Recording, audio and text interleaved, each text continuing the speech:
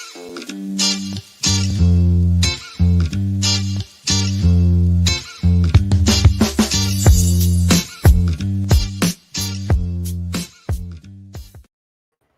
everybody, it's Blaster Stash at episode 181. We're going to see if my internet will hold up. Maybe I might get kicked out here and there, but we have Joe hosting, so I hope I will jump right back in. So I'll probably end up starting with books tonight.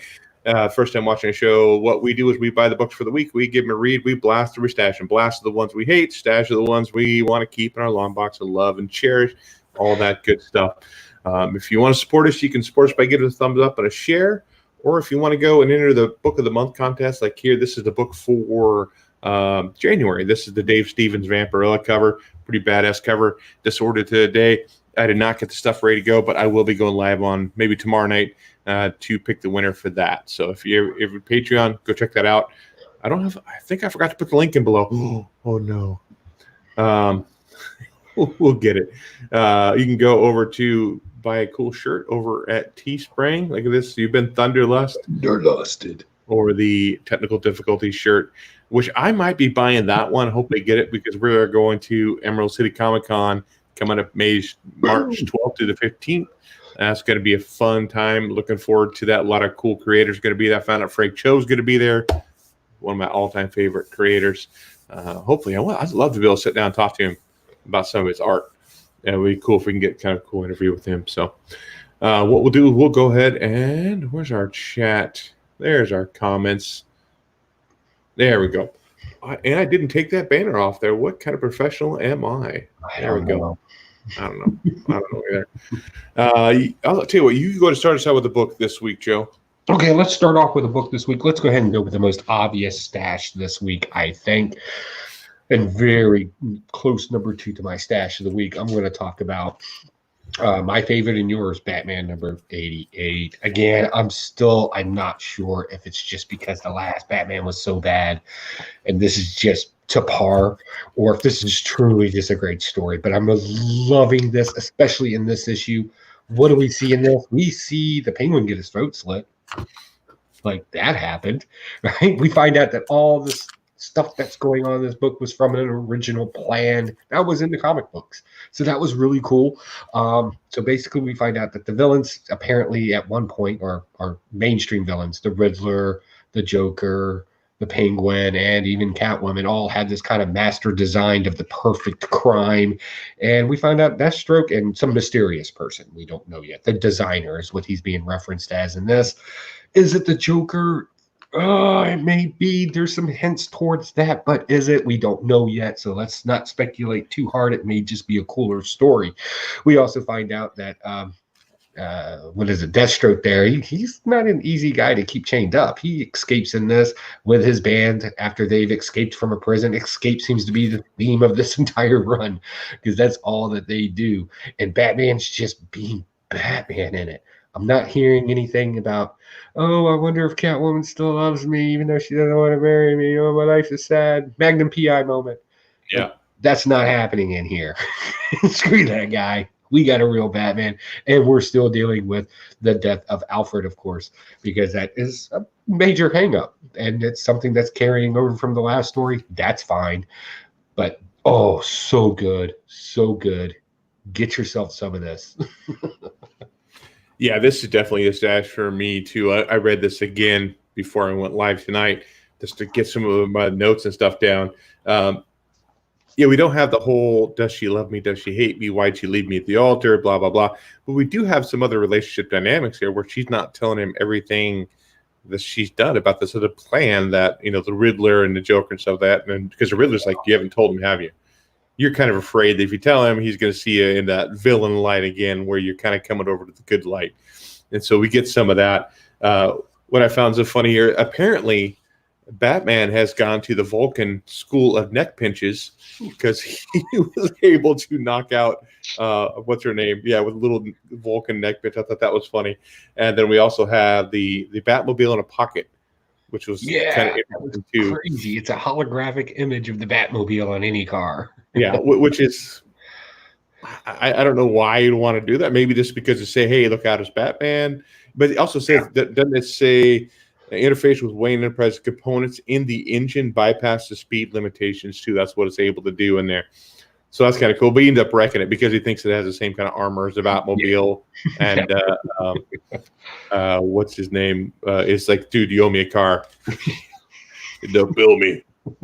So there's some cool Batman like the bill me line. That was kind of cool. And now we have the other kind of anti-hero, Harley Quinn, stepping in and helping out Catwoman because she's digging up the Joker for some reason. Because I guess to make sure he was actually there, but make sure he was actually there from the last issue. Yeah. So this is still really good. We should make Deathstroke. We know Batman doesn't kill. He's against killing. We should make Deathstroke would just go, whatever, dude. I'm gonna cut his whole freaking head off. I'm not gonna cut him, wound him long enough just to. Maybe he did that to keep stall Bruce. Yeah, to stall him so he can't chase after him. So he has to save a life. I guess I see that now after talking it out. But yeah, you would think like a nice slice across the neck, you'd be dead pretty quick. Yeah. Fat penguin, a lot of blood. Who's that one? The fact that they also call this the shell game in it. It's a great reference to so we're not constantly being stringed along throughout issue to issue thinking who the criminal is going to be. We already know who the target is, and the target being Bruce Wayne in this. Yeah.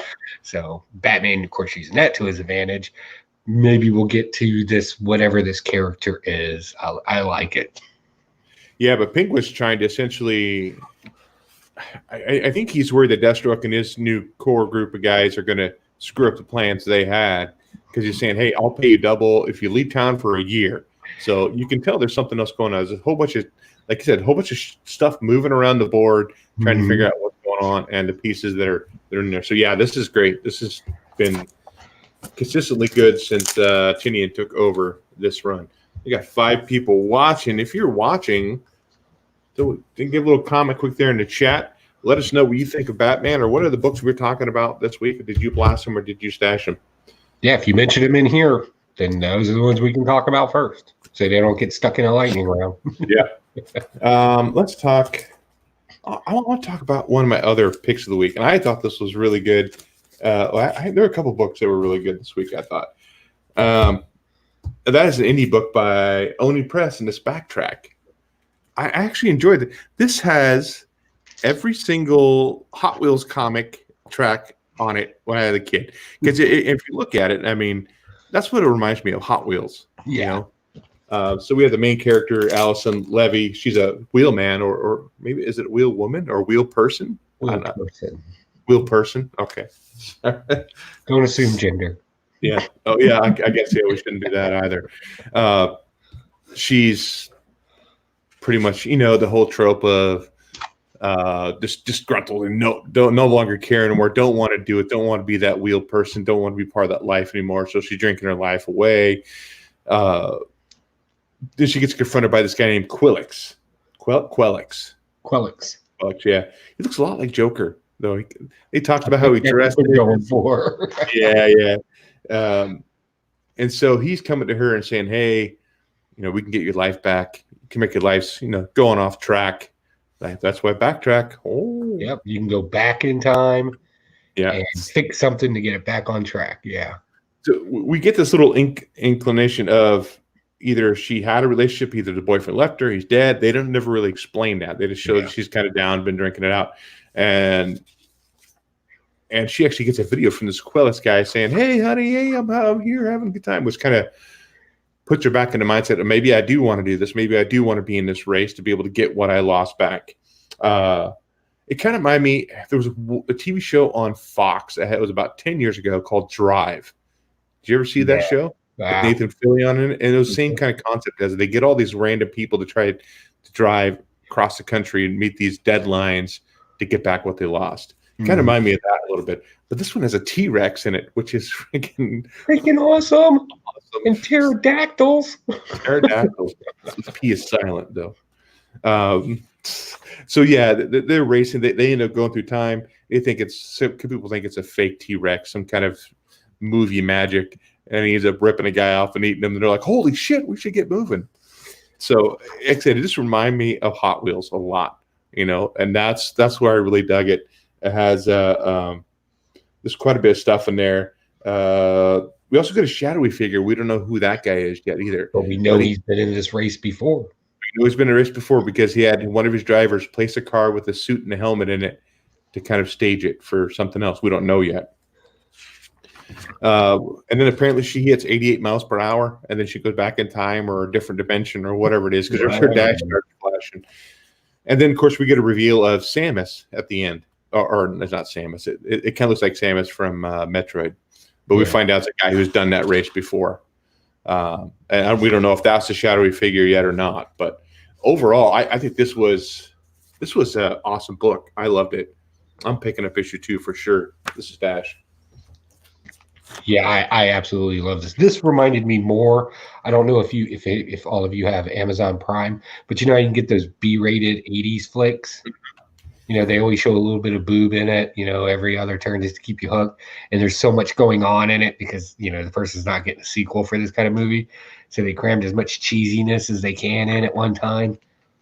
Bam! That's what this is. Only this is actually good. I loved this. This was great. The concept of a race and people racing back into time to get things done. I absolutely enjoyed that. This is definitely just beautifully written. The dialogue, I was scared that the dialogue would start coming off kind of hinky and weird. It didn't.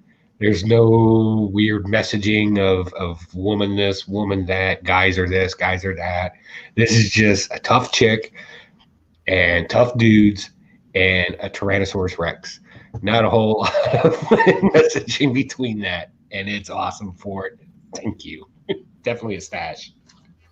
Yeah, that cover really kind of drew me into with the whole everything going on in the background. The T-Rex, the fire, the pterodactyl, the motorcycle, the Jeep. Everything going on in that cover. And it's like one of those movie posters from those B-rated books. Yeah, definitely. Okay. You're up with your next Since book. we're on, let's go ahead and get this one out of the way. So 4X, the Fantastic Four. Oh, first, real quick in the chat room, Mangabed is in the room, and so is Comic Mad Musings. Mad Musings, that's it. I can't read. I don't know. That's why I read comic books. Pictures. Reading's tough. Reading's hard.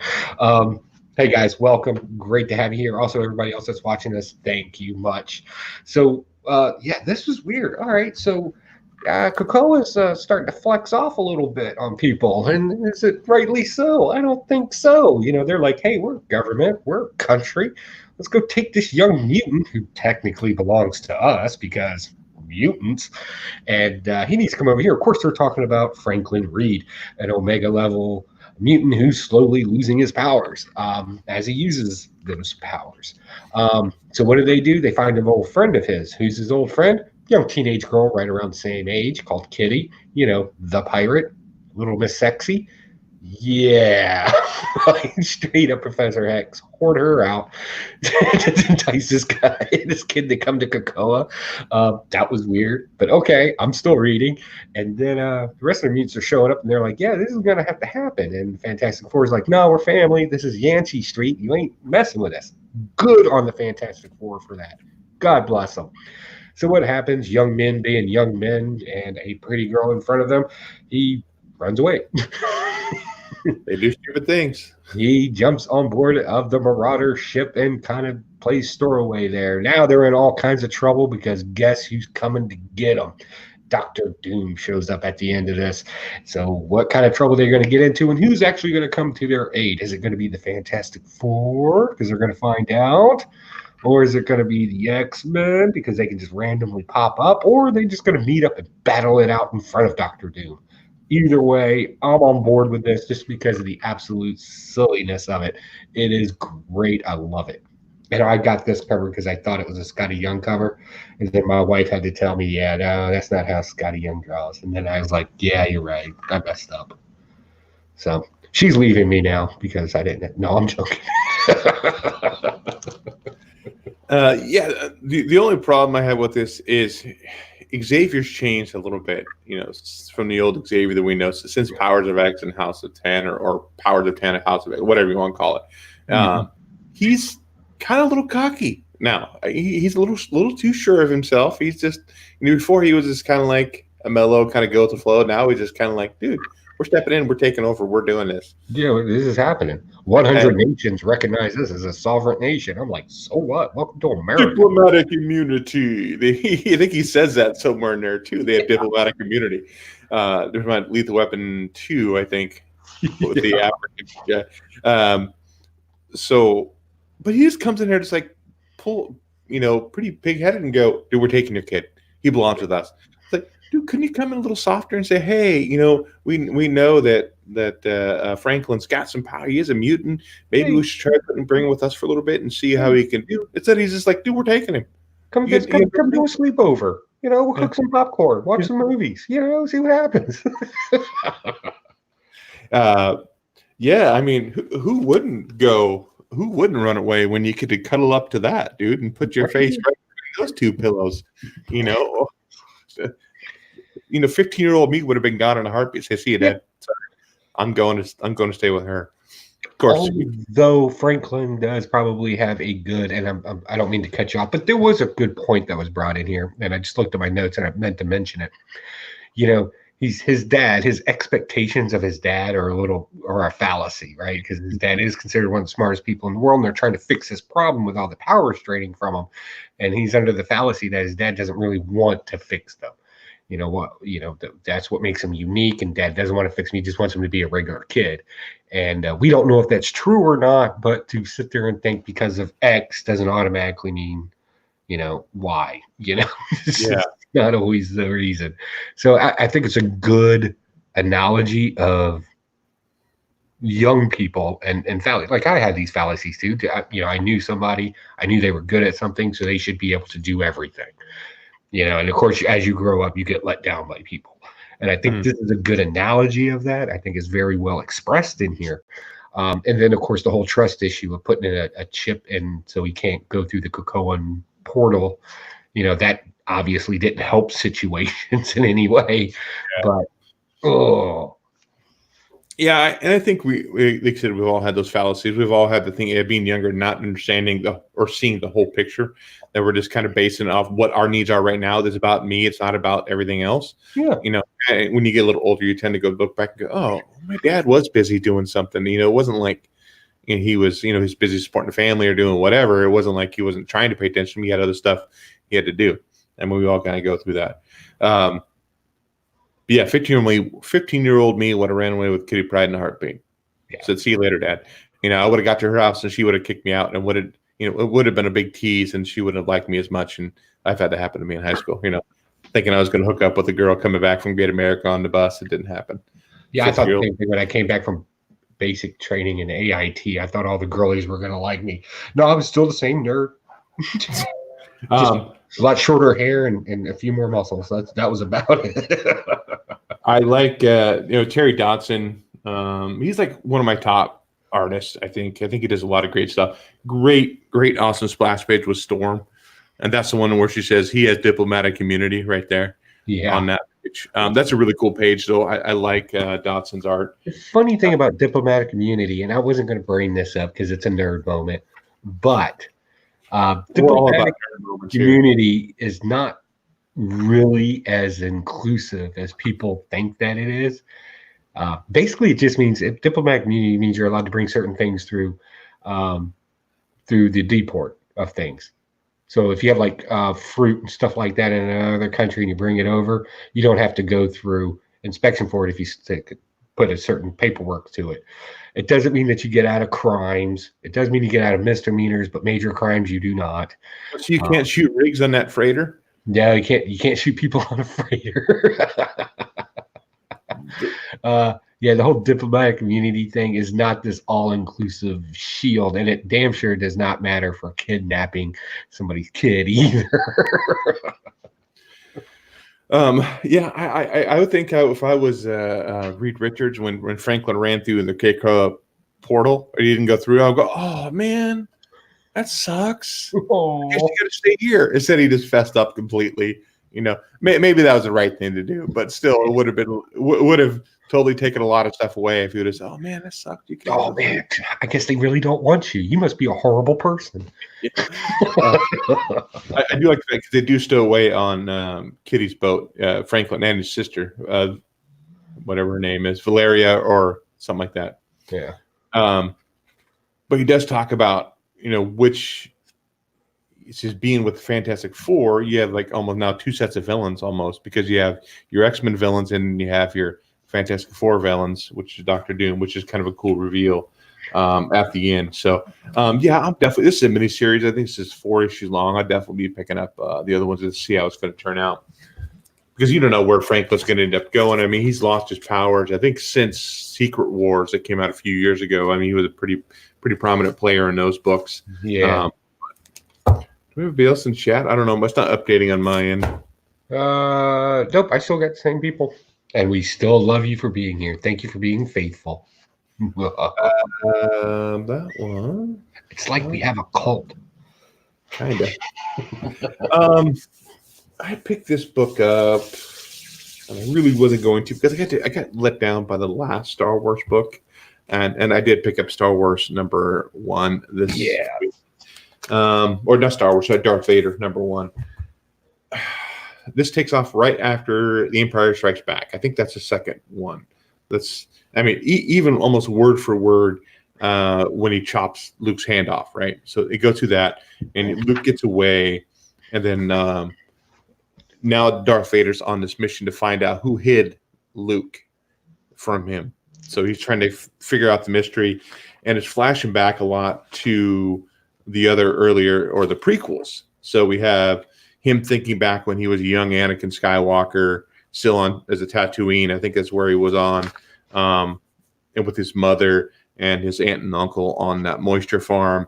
He goes and visits that moisture farm too, and he's trying to find clues, trying to figure out where to go. Then he's thinking back when he's a little bit older, when he's falling in love with Padme and stuff like that.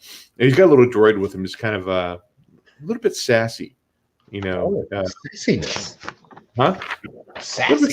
Sassy. And then he's revealing the death of Padme, and he's going all this stuff in his head while he's going through trying to find stuff.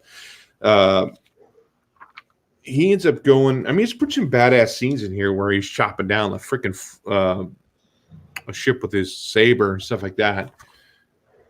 Then he ends up finally going to Padme's apartment, and nobody's been in there since Padme's death. Everything's clocked over, and they're trying to find clues. And his little droid finds clues and finds a secret door that Vader ends up going into.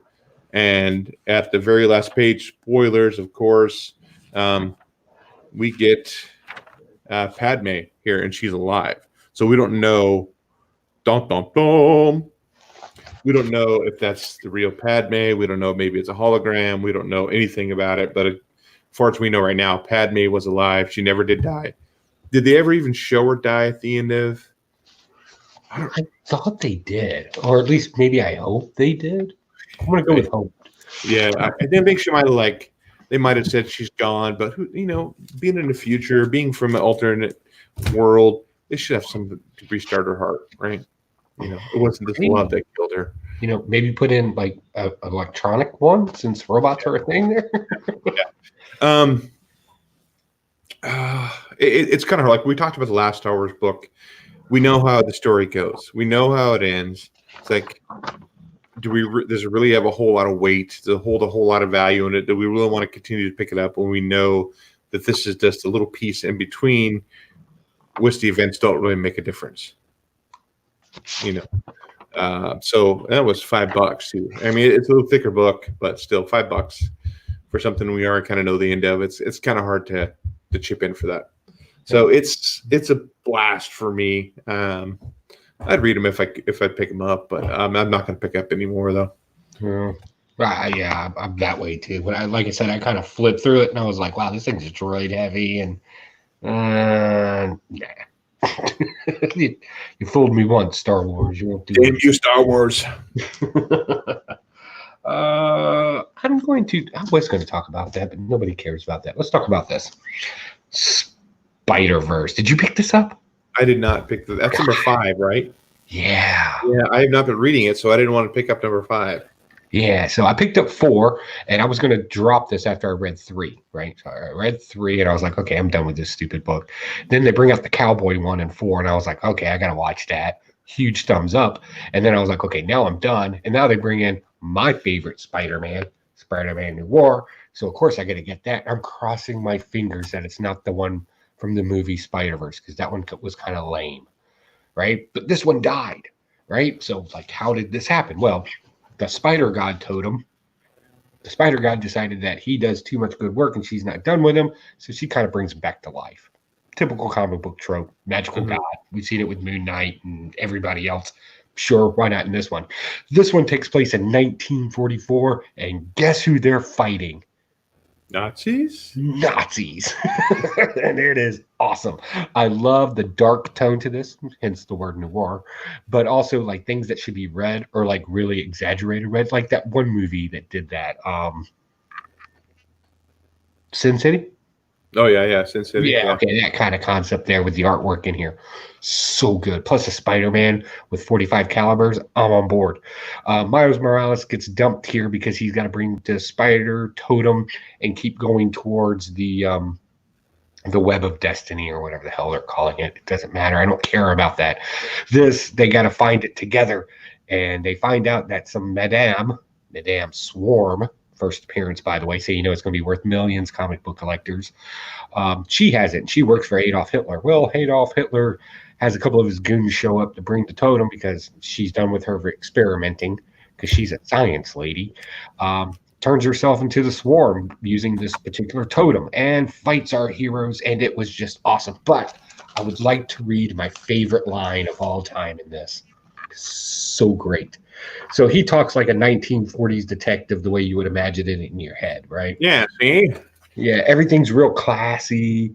Everything's real cool sounding. You know what I'm talking about? That real kind of, yeah, so you're a gumshoe. Yeah. Okay, that kind of thing. Crazy kind of old stuff. So Miles Morales basically looks at him and goes, man, I love the way that you talk. Do you like practice this or something?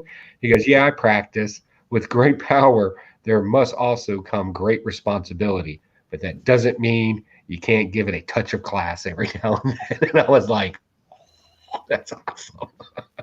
I really liked that. I wish people would stop sending in their stupid fan art in this. I don't care about their Spider-Mans. They're lame. But yeah, the whole tone of this thing. I mean, look at this. Awesome. Hey, blow this up for everybody. Clicked on you. Oh, I don't want to do that. Oh, man, I almost removed you from stream. Woo. Yeah, don't do that. The artwork in here is just beautifully done. That's cool because it has a lot of dark colors, but the reds that really pop. It just pops in it, and it makes sense in a Spider-Man noir story with the tone and everything in it. They didn't rush the pacing in it. Now, they say that there's going to be a new Spider Noir coming out, issue number 1. There was an advertisement in it. I hope they follow this theme here and they don't try to get too weird with it. If they follow this, use this as your blueprint, it would just be beautiful. So I hope they do that because, yeah, heavy stash. And I hate to say it, but my pick of the week. So you're not a fan of Nicolas Cage as Spider-Man Noir? I don't know, man. I have nothing wrong with Nicolas Cage. He's a weirdo to begin with. And even the way he kind of talked in there, just I don't know, it didn't really fit the character. But just the whole, like, he was just there. Like, he didn't really have a part, you know? Yeah. And anything that happened to him, you didn't care because you weren't invested in the character in any way. He was just always kind of in the background. So I really thought they really just misused that character because it's just a cool 1940s detective done in that whole noir. I love noir stuff to begin with. I think it's that darker tone to it. The zero cares, the violence is always there for you, but then there's always a romance and other things involved in it. And this brought that out very well. I just don't think they did it in Spider-Verse very well. I'm not saying Spider-Verse was a bad movie. I mean, the weird effect that they would do with where everything kind of jumbled up, and that threw me off a little bit. But all in all, I thought it was okay. I wasn't. Yeah, that movie, I'm not sure if it had it, but that definitely should have had seizure warnings at the beginning of that movie if it didn't. Right? Because, man, there's a lot of scenes in that Spider-Man, Into the Spider-Verse that were like, Yeah. Freaking, I can feel my brain twitching, you know. So you talked about Swarm. So Swarm's in Ant-Man too this week. Well, this is Madame Swarm. That's Madame Swarm. This is Madame Swarm. That sounds like a farmer. Madame Swarm's getting in here. Also, the Swarm in this one's a guy. Yeah. Okay. I didn't hear the Madame part when you were saying it. So this was kind of fun. I actually kind of enjoyed it. So what happens when Scott Lang is homeless, has no money, he lives in an anthill? He lives in an anthill. He's getting he's using like the eggs to lay on, or like, hey, dude, you take away my furniture. What are you doing? And the ants are getting kind of irritated with him because he's like living there rent free. He's your friend that's living on the couch, not paying you the rent. Hanging out. Even his daughter's like, he gives her the address, and she's like, "You don't live in this house. You live in an anthill in the backyard." You know, so there's some kind of cool things to this. You know, at the beginning of the book, him and is it his son Stinger, or is that his daughter? Daughter. That's the daughter. Okay. Yeah, daughter. They're breaking up a it's not Shield. It's who was The it? drug dealers. Yeah, the drug dealers, but they're called AIM. I think they're AIM. Yeah, he ended up breaking the drug deal, and they take a picture for the newspaper, and it's like little tiny thing. He's like, "What the hell? Do you want more recognition? I'm trying to get some money." So this lady comes to him with a job that has to do with bees. Like, bees aren't my thing, you know. Ants are my thing. But he ends up taking the job because he doesn't have any money. But the art in this, I think, fit the story very well. It was very light tone. So I think it was really good. We do have, this here. He flies in on his big ant, and the guy, are you the ant guy that Dr. Sully sent? You just watched me dismount a giant ant, so probably. You know? So we got a lot of little kind of lines like that. But he does go into the beehive, and we find the swarm there, which is essentially all bees. And he starts fighting him, and he ends up getting control of the bees by talking to him like he does like the ants. And the swarm's telling him, "No, I need that power. I need to be able to use that," because he's trying to fight off the other three new villains. This is their cameo in this one here. We got Vespa, we got Thread, and we got Tusk. So 3 new characters potentially coming in. It is what we talked about it last week or the week before, talking about the greater good. Pulling resources in here to defeat something that's essentially going to be worse. With the Galactus thing and stuff like that. Yeah, that's what Swarm was trying to do here. We think he's a bad guy, but he's like, no, I'm actually trying to save everybody else from this. That's why I'm doing this evil thing here that you don't agree with. So they had a lot of that. But overall, this was actually a fun read. I enjoyed this, and it's definitely a stash for me. Yeah, definitely silly.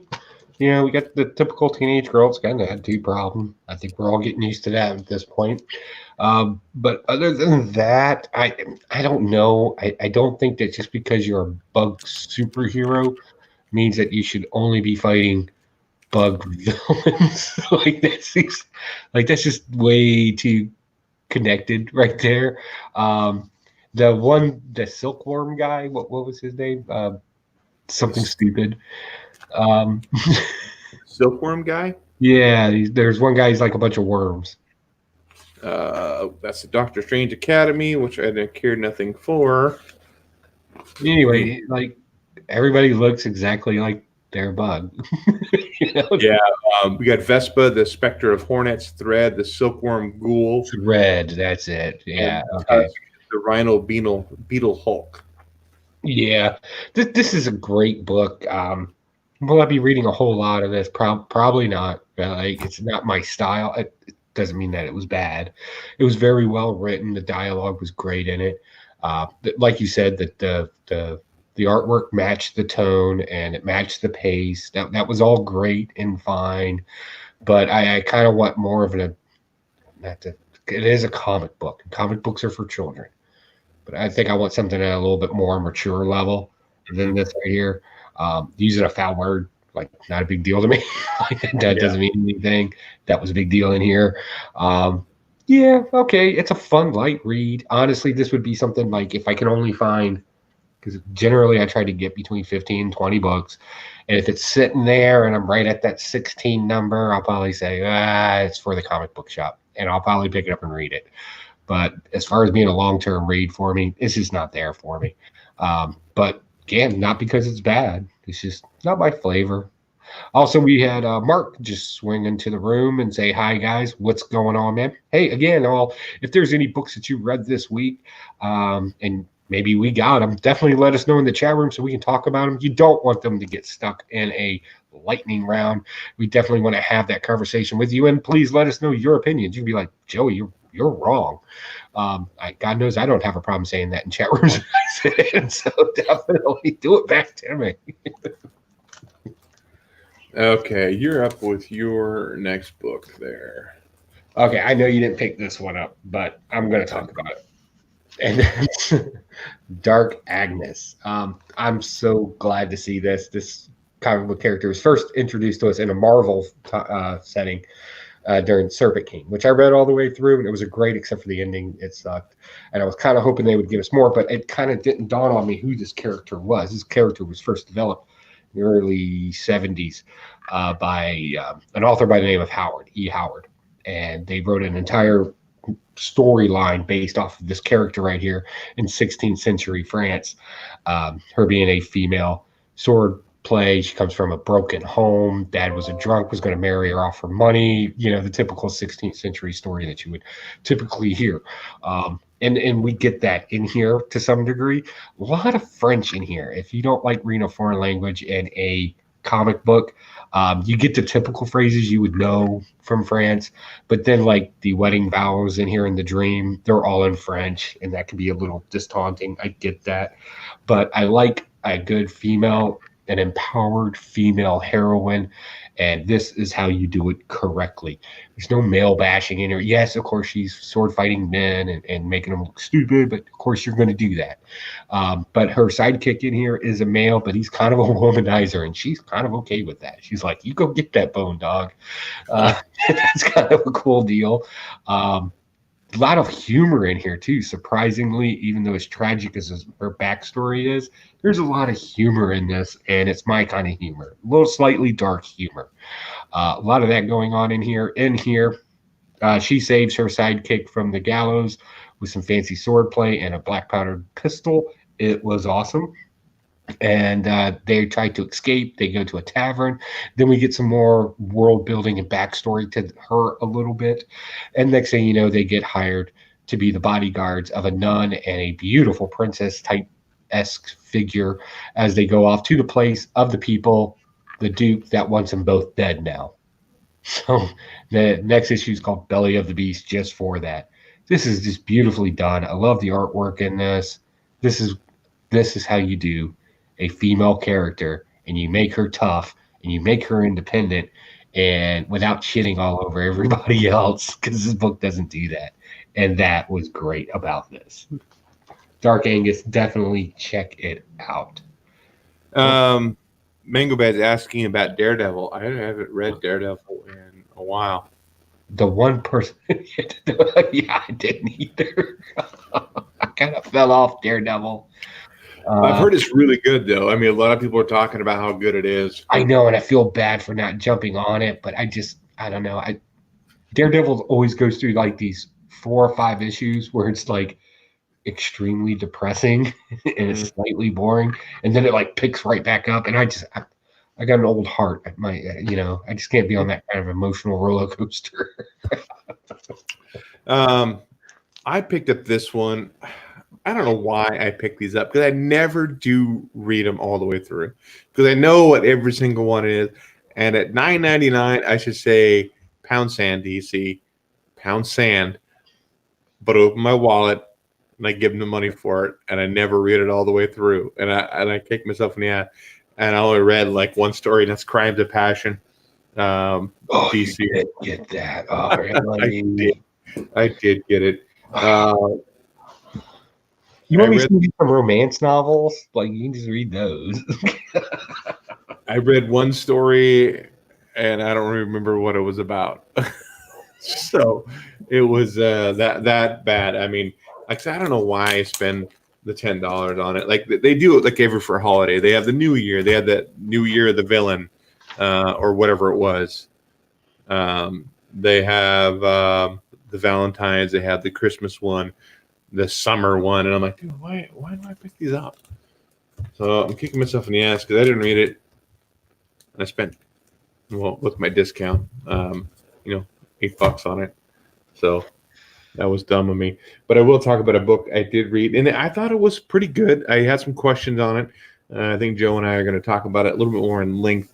That is Captain America: The End. So this is written and drawn by Eric Larson, which, Eric Larson, if you know Savage Dragon, that's just really known for some Spider-Man stuff in the 90s. So he drew this here. I think there's some great panels with Cap. It's kind of cartoony in some panels. Definitely some old school looking Cap in here. Where's that one page? That's a pretty awesome splash page there too. I think that's pretty good. Yeah. Definitely old school 90s. Maybe even almost a little Kirby inspired stuff in there. So we get Captain America being attacked essentially. I'd call them zombies almost. Anybody who they infect, they turn into the Red Skull. And they're all in one big hive mind. They're all of one mindset of destroying humanity. And that's their whole goal. And so Cap's struggling and fighting them off. And he ends up fighting them off, falling down inside this, down underneath. Finds a small group of people who are actually still alive. He's trying to protect them from this hive. They end up coming down there and infecting some of them. And he runs away. A couple people get transformed into Red Skull. He gets away with some of them. A lot of patriotic stuff in here. A lot of New World Order kind of stuff in here, that's why I wanted to kind of talk about. But we find out at the end. The whole time I'm reading the book, I'm like, well, if it's a touch, if it's a scratch, if it's whatever, they're infected. Why is Cap not infected sooner? And that's when I was like, what the hell? Why? If they're saying it's that easy to get infected, why isn't Cap turned? Toward the end of the book, you find a big MODOK who's turned into a Red Skull too, and he ended up killing him and blowing up this big helicarrier. And yet at the very end of the book, there's Cap and this one girl up on top of this mountain, and Cap's just fighting these Red Skulls off left and right. And finally, he has this realization of like, I'm the problem. Without me, they have no enemies, no threats. I'm the only thing saving between them and a peaceful existence. Without me, they would have to find a new purpose, build a new civilization, begin anew. I mean, he has this big inner monologue of him talking his thoughts, and to find out that his blood actually is the cure for this infection. Because he got stabbed in the leg by a piece of shrapnel. He ended up stabbing that one older dude, and he got changed back into his normal stuff, except for he didn't have a beard and hair in the other picture, which I didn't thought was weird. Maybe the virus makes you lose all facial hair. I don't know. The art was kind of inconsistent in this thing. Yeah. The one line. Okay, like I said, we talk about spoilers because this is a review show. Like I said, we find out that Cap's blood is the one that's the antidote for this virus. And so Cap was going to kill himself to get all the blood out. Like, no, don't kill yourself because you can still produce more blood. You can create more of a vaccine and get people cured. And at the very end, he's like, this may sting a little bit. And Cap says, it doesn't hurt a bit. It feels like freedom. I thought that was really, really freaking cheesy. I mean, there's a whole bunch of that kind of cheesiness throughout this whole thing. Now, they talk about New World Order constantly with the Red Skulls. And I'm like, okay, I know a little bit about New World Order, so let's go research a little bit more. And, I found out how it's changed throughout time. And, I don't know exactly what the context is here, but I did find a lot of information about the Denver airport and New World Order and the murals and all that stuff and how it's shaped like a swastika, how it's laid out and all that stuff. So there's a lot of interesting stuff out there, a lot of conspiracy theory kind of stuff out there with New World Order. I guess just take what you want with a grain of salt and believe what you want to believe. I've been to the Denver airport quite a few times. And it's just a weird airport. Like you could tell it's not just one person that did the artwork in this place. Like they got weird stuff all over the place. And the few things that they usually point out is the painting of the soldier with the mask, gas mask, stabbing with soldier. Yeah. The fact that there's like mirrors in like some of those random places. Yeah. It's just a weird thing. I've seen all that too. Yeah. But New World Order, the term of New World Order has changed over the years. It was used here during the Revolution to describe the way America will stand itself up. Actually, that's what it says on the back of a $1 bill right there in Latin. Not meaning in the context that we take it today, but in the world as in the New World Order, meaning the New World Order. Yeah. So yeah, it's changed a lot over the years. So I think in my mind, it was just a very simplistic use of, like that hive mind. This is how the world's taken over now, yada, yada, yada. As far as the story goes, it was a sad story because it's a retirement story. Okay. Yeah, I see that. Right? Because what do? They don't let Captain America do anything other than take his blood and use it. They're like, that's it. You're done. Make everybody better. And that made me sad, even though he was an old Captain America. That part I was like, really? Does Captain America really need to get old? Like, he's been around, but whatever. So yeah, I think this is a good example of your typical Captain America story of it's not what you do, it's what's inside of you. Only in this, they took it literally instead of yeah.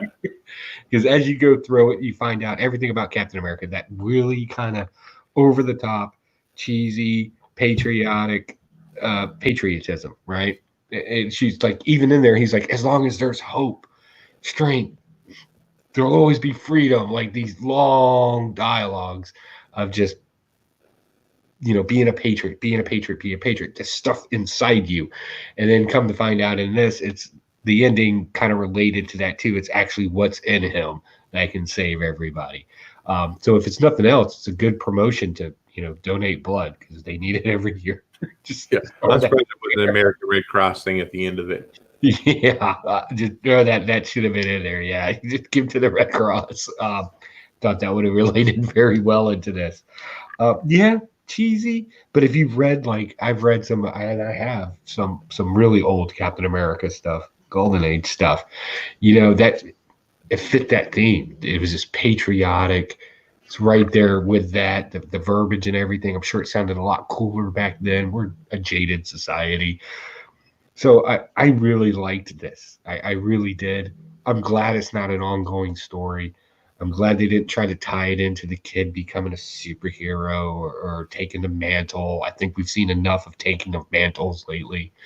I'm glad they just kind of left this and it's just the one shot that it is. And they didn't try to push that envelope. But yeah, it was actually, it's still 100 times better than anything Coates has written for Captain America over the last 2 years. Like, seriously. And this one, Captain America actually does stuff and he's in his own comic book. Like, it's nice. So that was really good. But other than that, I'm just going to take this one for what it was and just enjoy it for what it is. It was a good book. Yeah, I was waiting for Hulk Hogan and eat your vitamins, drink your milk. Yeah, because he's part of the NWO for WCW when he came out in late 90s, early 2000s. Now, are these supposed to be these in books? Are they supposed to be tying into a bigger story? Or are these? I don't know. I assume not because it's the end. I guess, but man, really, they're going to charge us $5 a piece for those? Well, I mean, in the last one, what was the one with Venom? Venom died in it, so there's no connection there. And that took place trillions of years in the future. Yeah. Then there was this one. What was there another one? Yeah, there's a few other ones. The Spider-Man, or Miles Morales, the end. Yeah, I didn't read that one. Yeah, there's a couple other ones too. Yeah. So I'm trying to figure out. There was a Deadpool one too. I did read the Deadpool one. That one was stupid because it had like 12 endings to it. I remember the Dwayne World stuff. Oh, God. Okay, you're up with your next book. Really, it seems like I said a lot about that one. Yeah, we talked for a little bit about that one. Yeah. We got any other suggestions in the chat room there? Let's head up the chat room. Let us know what's going on with it real quick. Double S jumped in there and says, "Hey, what up, Huey and Joey?" What's up, brother? I don't want you to think of yourself as late or anything, but we're happy to have you here. Yeah, I've got two other books I know we both have read. Okay, I want to talk about something. Did you read Immortal Hulk Spider-Man? I did. Immortal Hulk, Great Power. Yeah. Yeah, let's talk about that one. All right, so this was good. I like this. The entire time reading it, I couldn't help but think of the old adage, walk a mile in somebody else's shoes. Like it's easy to hate the Hulk, right? Because of the things that he does, and it's easy to feel sorry for Bruce Banner. But at the end of the day, it's really his responsibility, and it shouldn't be anybody else's. This gives us a taste of what it would like if somebody nice, like Peter Parker, had to deal with being the Hulk through some hocus pocus magic from Loki. Doesn't really matter. Doesn't really fit to the story, I thought, but we worked it out in this. So we get this whole concept of somebody actually understanding what it's like to have to deal with this and what it feels like to be totally having the Hulk in charge and just how jacked up it is. We can keep hearing it from the same character for the next 10 to 15 years because that's what we've been doing for the last 20 years. Easy enough. But in this, we actually get it from Peter Parker's perspective and how scary this situation can actually be and how alone and isolated you can be, which ultimately, even the Hulk, even when he goes back to Bruce Banner, can sit there and have just a little bit more respect for Spider-Man in this. And I thought that was really cool as he walks away. Fantastic Four kind of sort of get involved in this. They're just there to further the plot a little bit more. They don't really have much else other than the fact that they know where this secret island is, so Hulk can Hulk out at night. That's about it. So don't get too hung up on that if you missed reading this. The real key to this is we can have. What did I come up with? Oh, you can have empathy for somebody, which is, understanding or even being able to relate to somebody's emotional state. But to actually understand it, the only way you can do that is do what this book did. And I thought they did a great job explaining it. It's a sad book. It's true. It's cool action, great art in it. I thought Peter Parker Hulk would be slightly bigger. It's like, but not really. But other than that, I just thought this was just a great read, and it's a hard stash for me. And this is another one of those books. I'm kind of glad that there's not going to be some long follow on with this. They got it done in a reasonable amount of pages. It made sense. So, yeah, I'm glad for that. Thank you for this one shot. Stash for me. Yeah, I mean, it was okay. I don't think it was a stash for me. I kept just thinking he looked like a Ninja Turtle. He did with the mask, yeah. He's constantly trying to hide his face, yeah. Yeah, because in this book here, they don't know he's Peter Parker or something like that. Right. And the whole running joke with the pants thing was kind of funny. I thought that was, did I lose your pants? Yeah, you lost your pants. Pretty cool fight between Thing and Spider Hulk, or what do you want to call him?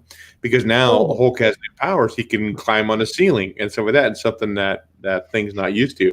But Thing prevails, ends up knocking him out, and they end up capturing him. That's how they get him to that island, where they think that he's not going to be able to get off there. I guess maybe Hulk can't swim. Hulk afraid water. I don't know. Yeah. But he goes to water at the end of the book. Yeah, it was okay. I don't know if I would have paid full price for it. It would have been one I probably would have just, read if I had the digital app. Would have waited for it to come out. It's kind of a cool perspective, as in they kind of get to respect each other's powers and how they have to deal, how Bruce Banner has to deal with it, how he constantly feels the Hulk there. He knows when the Hulk's gone. He's like, what happened to it? Where is it? And that's when they find out that Spider-Man has it. So, that's kind of cool to know that he's always there lingering. You could feel him, and even though it is daytime, and they constantly reference to, nighttime's the Hulk time, or nighttime is his time. It was kind of cool how they stood by one another too, kind of like on that island that first night when Peter Parker hulked out again. Bruce Banner said, "No, I'll be here. I'm not going to go anywhere. I'm here to help you out. I'm here. We're going to get through this together," kind of thing. That was kind of cool. Now they built a better relationship. A lot of good shadow work here on Bruce Banner's crotch area, which is always we didn't need to see a whole blank like we did in Batman. See that. But I mean, it was okay. Like I said, I don't think I would have paid $5 for it. I would have waited, either read it digitally maybe or bought it in a dollar bin. That's the only downside to it for me. Okay. We got enough time to do this one last book that we both read. And I think this is going to be the last book I'm reading for this too. I think I'm dropping it after this. That's Marauders number 7. Ooh, let's talk about it. There's not. They still have the chess pieces. There's still the pieces that are moving around the board. But I feel that's all it is. There's no action in it. There's nothing. It's all political. It's all, like I said, chess pieces. And there's not enough action in it for me to pick it up. So now I'm down to X-Force and X-Men. I don't even know who this character is here with the eye patch. They end up cutting the sleeves off her jacket to be cooler, and that fashion guy's like, "Oh my God, that's so perfect, perfect." So it's just not. I mean, there's the one fight scene between Bishop and the guards on that Crocea portal and stuff like that. Overall, it's just getting to be boring for me, and I'm just not interested in it anymore at all. We do get the reveal of Lockheed at the end. Maybe he's dead, maybe he's not. But overall, it's just getting to be boring, and it's a blast for me. Yeah, this one's a blast for me, but I'll pick up the next issue because they're doing that thing where they'll have like one issue with a couple issues with a lot of action, and then you got your in-between issue just to kind of justify more people coming into the story. And that's all they're really doing here. So if you don't know, Miss, what's her name? She's that forgettable. Emma Frost? No, Callisto? Is she the girl with the eye patch? Yeah, Callisto. Okay. If you don't know, she was a Morlock back in the day. Oh, okay, I didn't know that. The Morlocks that lived under, the sewers and everything. Well, apparently they live in some suburban hellhole in some Spanish-speaking country that has a lot of golf courses. Why? Nobody knows and nobody cares. But so she breaks through. Emma Frost gives her a call because she needs a white knight at this point, which I love the fact that you just said that they're playing games, political games, because they're literally named after chess pieces in this. We find out Emma Frost has a problem with men in this too. Like, she hates all men. Her words, not mine. She says that in here. So you'll notice her entire side's full of women, and of course, Shaw off his side is going to be filled with men, and then you got Katie Pryde, who's just dead right now underwater. Nobody seems to be like addressing that except for Bishop, who jumps back to find out where she went as he goes back on what he thought was going to be a rescue mission, and actually it turns out not so much. Also, the Yellow Jacket is still inside of somebody, Pyro, just hanging out, collecting information for Verde Hermes. Verde Hamas Verde, whatever, that secret organization with all the power, with the people that look like kids. Apparently, they're going to start selling this information. So all we're really doing a lot of right now is just international trade and political pieces moving around. Strategy games, really. Yeah, stuff can be boring, and it doesn't need to be drugged out this much. Like, it's super simple. They could cut half of that and half in here, and we'd still be right on point. That wouldn't be a problem. So why is she in this story? Because, again, there's chess pieces that need to be filled, so she's going to fill them, I guess. So, yeah, this one was a little bit of a letdown for me. It just dragged on, and it didn't really give us any real context to the story other than the fact that we have yet another person in there that has a problem with people. That's it. So bring back some more pirate stuff, because that was cool. Okay, before we jump into lightning round, Marauders, cross that off. We still had a few other indies to talk about. I'll talk about one indie real quick. I'm not going to go into great detail about it. Just kind of introduce it right now. I think you and I are probably going to go maybe in detail with just one show maybe get the artist on with us to talk about it. It's a local artist from where I'm from. His name is Vince Rush, and it's Spencer Desmond is the writer on this. And this is Hellseekers. I'm going to go ahead and go big on this guy here. Whoop. Come on. There I am. Hello. My Hellseekers right here. So this art is just absolutely beautiful. I love this. I read through this book, so this is just the introduction to the characters that are, I think, the Hellseekers group. The one panel I was flipping through it at my LCS, and the one panel that really sold me on this book was this panel right here with this van busting through that fence, and I'm like, dude, I got to have this. So I ended up buying a couple copies of them. He only had 2 left. It looks like it might be. He said it might be picked up either by Alterna Comics, or they're going to go Indiegogo with it. But I'm sending Joe a copy of it when I got it. It's signed by the writer, the artist, as well as the editor. So give that copy. I think we're going to do like an individual show on that. I absolutely loved it. I think you're actually going to like it too. A lot of military stuff in there too. One of the main characters, a super soldier from Vietnam. And he has a lot of backstory and stuff like that with some of the soldiers he worked with that got left behind, and that's part of his nightmares and stuff like that, and some other cool characters in there as well. The one robot is called what do they call him? KB, and his name's Kyle Baker. He's a killbot, and he kind of has a cool, smart-ass attitude a little bit too. So it's really good, well drawn. I love the story in it. I said we're going to talk about this more later. But you have your other couple indies there. Yeah, we doing a lightning round, I guess? Yeah, because I'm all out of books, man.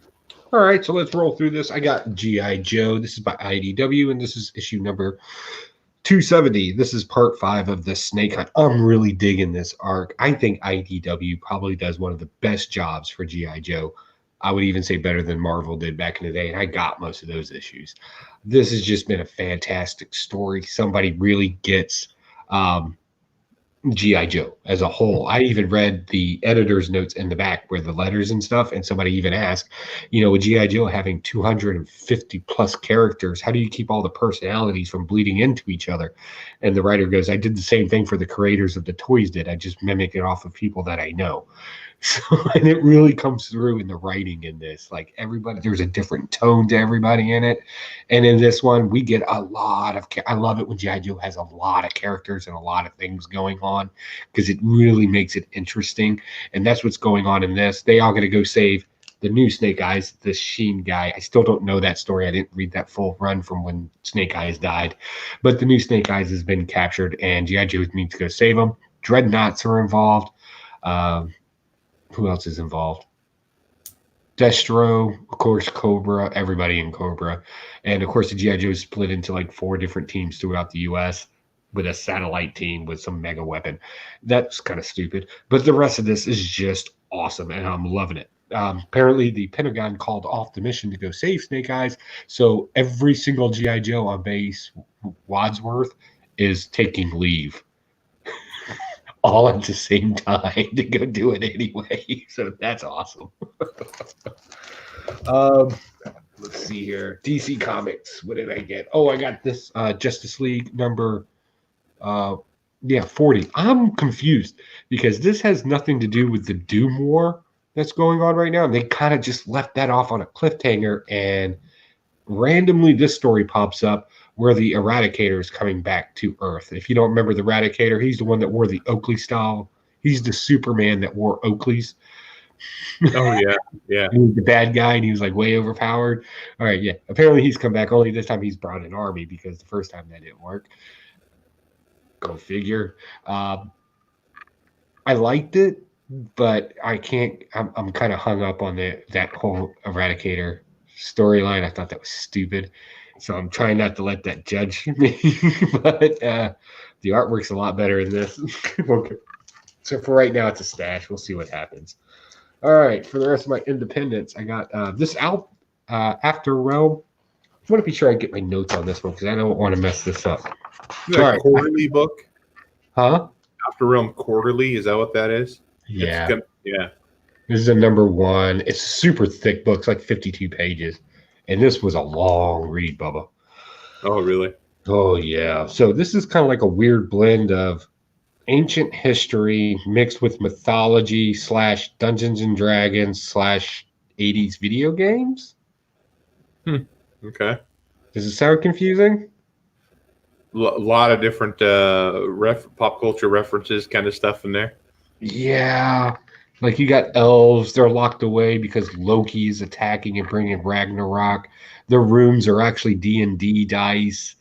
Um, a lot of lying going on in this because this is a horrible, horrible hero concept. If I gave this to Ralphie, he would have a field day with this person. Like this is just genuinely just a bad person. And it's just really hard to follow, and the artwork sucked in it. So if you picked this up, I'm sorry. And if you listened to Key Collector and you thought this was actually a key, no, don't. Just don't waste your time. Last but not least, the man that I can say it. We don't let kids on here. The man that fucked up time. This was fun. I'm really enjoying this. Your life goes to crap because you made bad decisions. Who should pay for it? Well, you should just be able to go back in time and fix it. So his boss makes a time machine, and his future self goes, hey, you need to go use the time machine. He uses the time machine, and he's supposed to go back and just fix one little tiny thing. But if he does that one little tiny thing, he can't guarantee his life's going to be any better. So he's going to write an apology letter to a girlfriend, go pick up some lottery tickets, and when he comes back, everybody's riding dinosaurs. All the men are dressed up like Abraham Lincoln. All the women are dressed up like Vikings. And he dresses weird, so he needs to be arrested. Stupid as it sounds, as fun as it was. I'm telling you, this is just fun. So yeah, I'll probably be following this as long as they keep selling it. So yeah, I enjoyed this.